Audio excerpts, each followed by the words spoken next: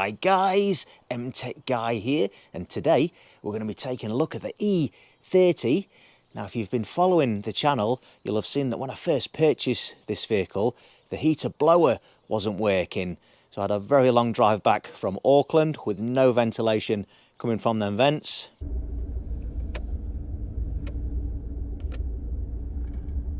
But that was fine, we made it work, but today's the day we're going to get to the bottom of it, get it working properly. Now normally with the E30s, it's usually one of two things when you come up against this problem.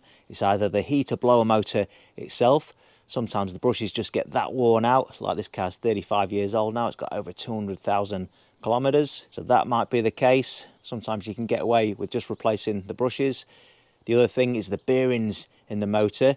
Because of the grease of the oil in them, they get gummed up over time with all that dust and dirt and bits and pieces going through the blower motor. Sometimes you can get away with just cleaning it out, give it a bit of a lube up and get it going again if it is just frozen up, if the blower motor is seized. But in a lot of cases you do need to just replace the whole blower motor unit assembly itself. Now the other item that it could be, that is a very common failure point on the E30s, is the blower motor resistor. So basically what this does is it converts the input from your switch, from the 1 to 4 settings, converts the power to the motor to give it that correct speed that it's receiving from the input from the switch. Now normally when the blower motor resistor fails, your heater blower will only work on that 4th setting. It won't convert the power to the other 3 settings. I guess it's a bit of a fail-safe function, so you'll still be able to demist the windscreen, worst case scenario. But in my case, it's completely stopped. Now, as we found with my E46 not that long ago, the blower motor resistor failed on that one, and the blowers completely stopped working. So in some cases, they can fail completely. So it's likely that it's one of them two items. Now normally I'd just go through step by step and try and diagnose exactly what's failed and then address that individual component. But to be honest with you, to gain access to the blower motor, I've got to pull a few bits off the front of the bulkhead to access it. It's not a huge job, but it is a bit of messing around. And blower motor resistor failure is very common on these cars. Like I say, I've had an E30 in the past that was my daily driver, had it fail on that. Now this car's 35 years old, so I think what I'm going to do is I'm going to put a brand new heater resistor in it just to start off with. Fingers crossed that might fix it, but worst case scenario, if it doesn't, then at least I've got a brand new one in there and I haven't got to worry about it failing for many years to come, and it does eliminate that part out of the equation, and then we can move on to take a look at the blower motor if we have to.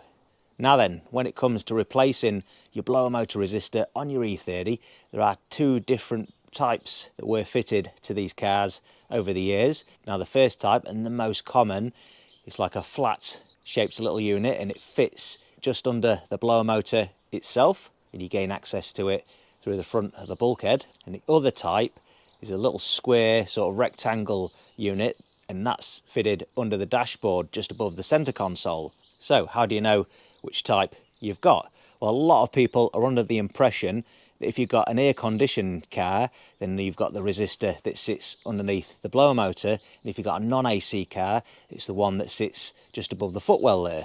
And then some people are under the impression that one type's for facelift, one type's for the pre-facelift. So these misconceptions are very common, but neither of them are true. The only real way that you're going to find out exactly what type of heater resistor that you've got is you need to take a look in the engine bay, see where your two heater hoses go into the firewall where they connect to the heater matrix. Now them pipes that the hoses connect to, they'll either be aluminium or plastic. Now if you've got the aluminium type, then you'll have the heater motor resistor that sits inside the bulkhead there, just underneath the motor itself. If you've got the plastic pipes, then you'll have the heater resistor that sits up inside the left-hand footwell under the dash just above the center console. So that's the left-hand side, so this will be the passenger side on this car because it's a right-hand drive car. If yours is a left-hand drive car, then it'll be the driver's side. But nonetheless, that's the type that my car has, so mine's under the passenger side footwell. So before we start, let's take a look at the part that we're going to be replacing, and then let's get into it. So here we go, this is what the part looks like. And if you do have the type that goes behind the front of the bulkhead in the blower motor, it looks completely different to this. So this is specific to the one that goes up inside the left-hand footwell. This one's genuine BMW part, that's the part number there, and I'll also leave part number in the description too to just help you guys out. Right, let's get into it. So first up, we need to open up the glove box, and then there's the two straps that it's hanging from. We just need to disconnect them from the glove box lid. So there's a plastic pin holding them on, and you just need to squeeze the ends, push them out.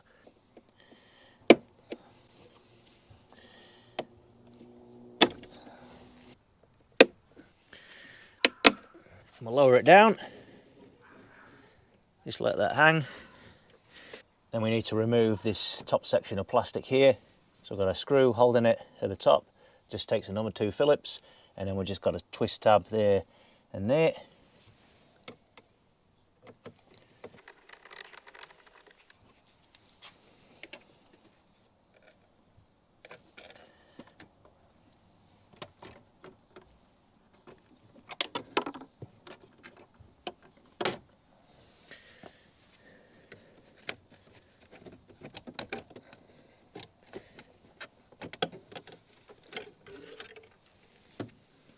And now we need to remove this plastic section here.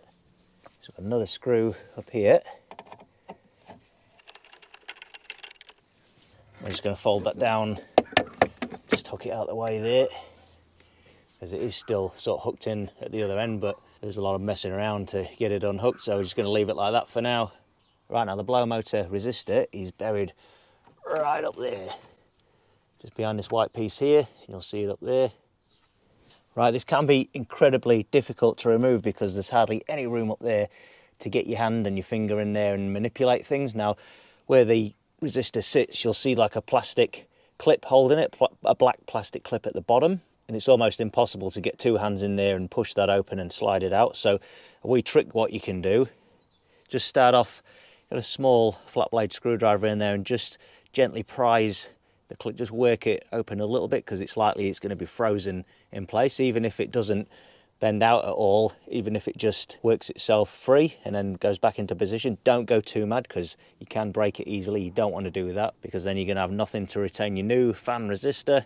So once you've worked that free, even though if it's sitting back in the same place, that wee clip, you'll see that the connector has the wiring and it almost curves this way slightly. So what you want to do is just get your thumb up there and get hold of the wiring connector itself. Don't pull too hard on the wires, but if you just sort of pull it backwards and to the left hand side, almost favour towards the front of the car, the left hand side there more, it'll just unclip itself like that. Super easy, but you've got to have it just in the right orientation, otherwise you're going to be struggling with this for ages. There's also a plastic clip at the top, but it's unlikely you'll be able to get the screwdriver in on that one. Don't worry about it too much. And then what I do is just feed it out on the harness, and then with it sitting there, we take a closer look, you can see I've got it just dangling there now. You can see the connector's still in position, so if you leave it all plugged in, use the connector, don't pull on the wires, but use the connector as something to get hold of to be able to slide it out. And then the position that I've got it in now, you've got more than enough room to get 2 hands in there to get that connector disconnected. When it's in position, it's almost impossible to get the connector undone. You might do it, but then even when you do so, you've got nothing really to get hold of to slide the resistor out. So I find this is the best way to try and make life easy for yourself, but again, just go careful, you don't want to break anything. So now, I'll just disconnect that electrical connector. That's incredibly tight in there. I just use my little screwdriver here to give it a bit of persuasion. So if we twist it around like this,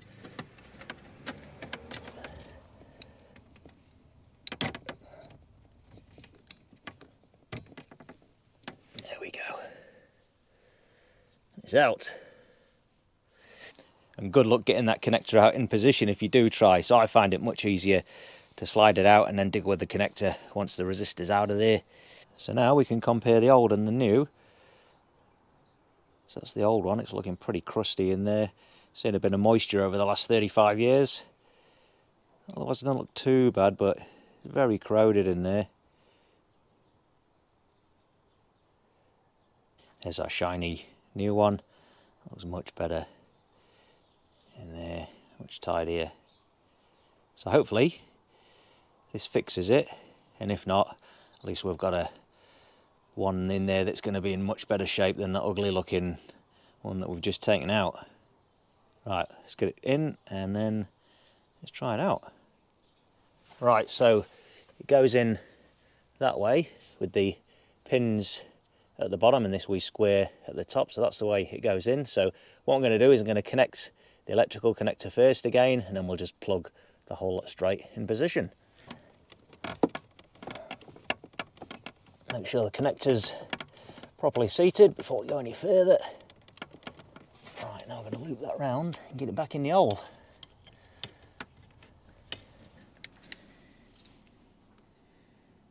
Right, it's in the hole, so we just need to push it home now and make sure we get that positive click.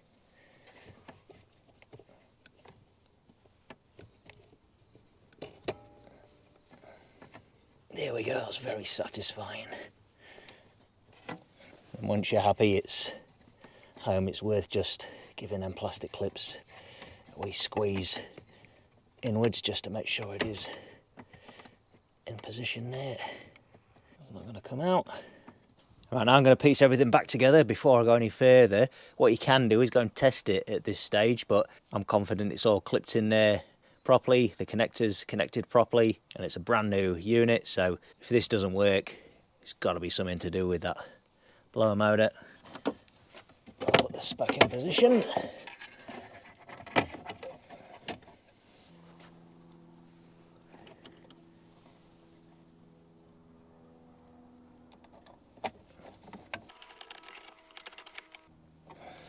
Then we'll put the plastic twist clip back in position.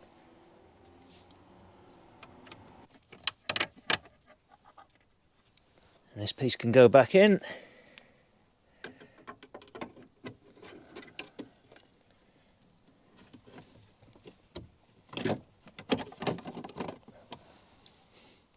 Again with the twist clips.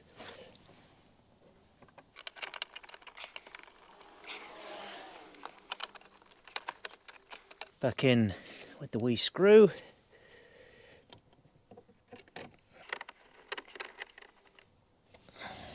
Now we can restrap the glove box lid. I'll start that off first.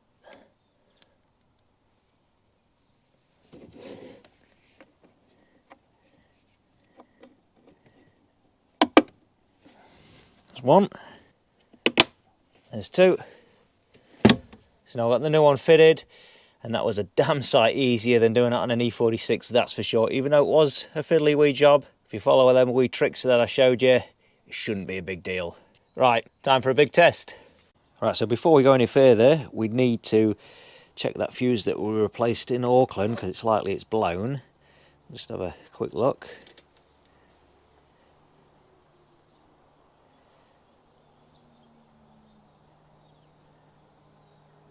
You can see that's blown, but I've just realised I did make an error. I've put a 20 amp fuse in there. I guess I just replaced it like for like, or I've done it in a bit of a hurry when I'm not wanting to shoot home. I had a 7.5 hour drive ahead of me, so I've just pulled the fuse out. It's position 20. I've put a 20 amp in there. The one I took out was blown. This one's now blown, the one we tried, but it should be a 30 amp fuse in there, so that's position 20. Should be a 30 amp, so I'll stick that in there.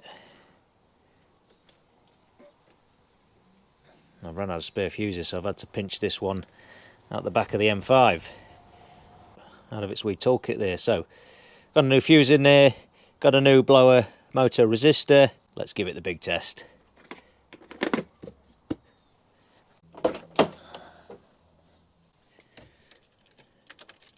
Ignition on. I'll give it a go. No luck. Doesn't work. Alright, so we'll check out that blower motor next. Right, so the blower motor lives at the front of the bulkhead behind this here, so to gain access to it, we first need to remove this plastic cover here. It's got a few plastic clips to unhook around the perimeter.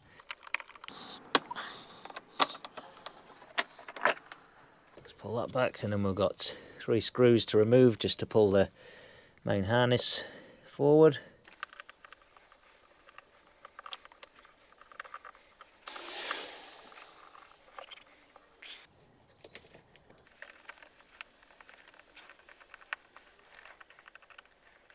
Let's see if we can fold that out of the way somewhat. Not damaging anything. Free this zip tie here. So now we can lift up the weather strip.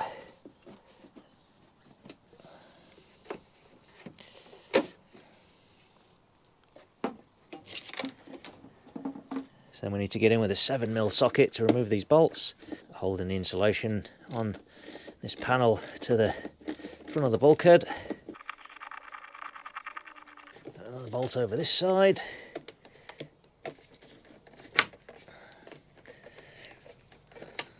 Got to get in here with a ring spanner because there isn't much room to get a socket in there.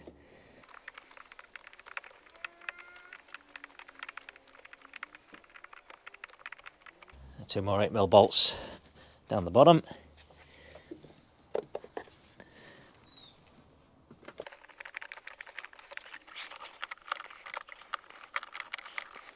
That's the 4th one.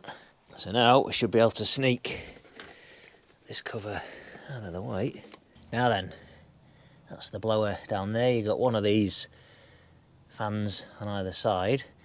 So if I stick my hand in there, that should spin relatively freely, but that's completely seized. So I think what's happened is, you can even see the shaft down there is looking pretty rusty, I should say. You see accumulation of dirt and muck and debris just getting through the blowers there. It's probably accumulated where it runs on the bearings, in the grease, plus 35 years worth of corrosion on the shaft, and yeah, she's just got gummed up and seized up. So we won't get too carried away today because I don't have a new blow motor to put in there. I don't really feel like pulling it out at this stage. I think what we'll do is just try and lubricate the shafts there and free it up, and then if we can get it going, that'll give us an idea if it is running free, then whether it's the bushes or the motor's just ready for replacement. Let's give it a go. Right, so if we take a look in here, what I've done is I've removed that first plastic cover. It was quite difficult to remove. All this is kind of in the way. If I was doing the job properly, I'd want to remove the blower motor, which means going a bit further with this, but I don't want to get too carried away with it today. We just want to see if we can get it freed up. So got my hand in there, couldn't move it at all, and then just with a bit of strength, without trying to cause any damage to the plastic hamster wheel there, managed to get it just moving. It did feel very stiff. So then what I did, I've stuffed that rag down there because I got in there with some silicone lubricant, just with the straw there, so just pushed it right just down there and just on top of the bearing, just gave it a little squirt. You don't want the floods of it getting down there because it's going to get through your vents and it's going to stink. I just gave it a little bit of a squirt, just enough to free it up.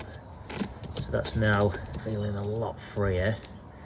So I'm going to see if I can sneak in on the other side. There's not much room in there to get the plastic cover off, so if I can get the rag under there and get the straw in there, and just give it a little squirt, I think that might just be enough to maybe get it working for the time being, but it will be a short-term fix because it's only going to do the same again eventually. So I think what I'll do is I'll make plans to actually remove this and either repair it or just replace the whole thing if I can find a decent unit for a reasonable price. But for now, let's just get it working. Move over to the other side and give it a squirt. Right, I've just lubed up the other side, so that's now moving much freer. It's completely stuck before. I had to turn it by hand pretty firmly just to get it to start to move, and even then it felt stiff. So a bit of silicone lube in them bearings, well, they're actually more like a bush. That's just enough to sort of bring it back to life for now. So I'll get all these covers put back and then we'll give it another test. Right, so that's that all back together now. So what I'll do is I'll just double check the fuse again, make sure it didn't blow the 30 amp. And it did, look. So I'll find another 30 amp fuse, we'll install it, and then we'll try the blowers again. Right, turns out there's no more fuses that are 30 amp in the boot of the M5, so I can't pinch any from there. So just for now, if we take a look here, got 2 positions there. This position here, that's for the seat heating. Well, this is a stripper model, we don't have seat heaters, and it's a 30 amp, should be a 15 there anyway. So I'm going to pinch that, make sure it looks all right, and then we'll stick that in there. So we don't need it in the other slot. Then we'll give it a go. Right, let's give it a go.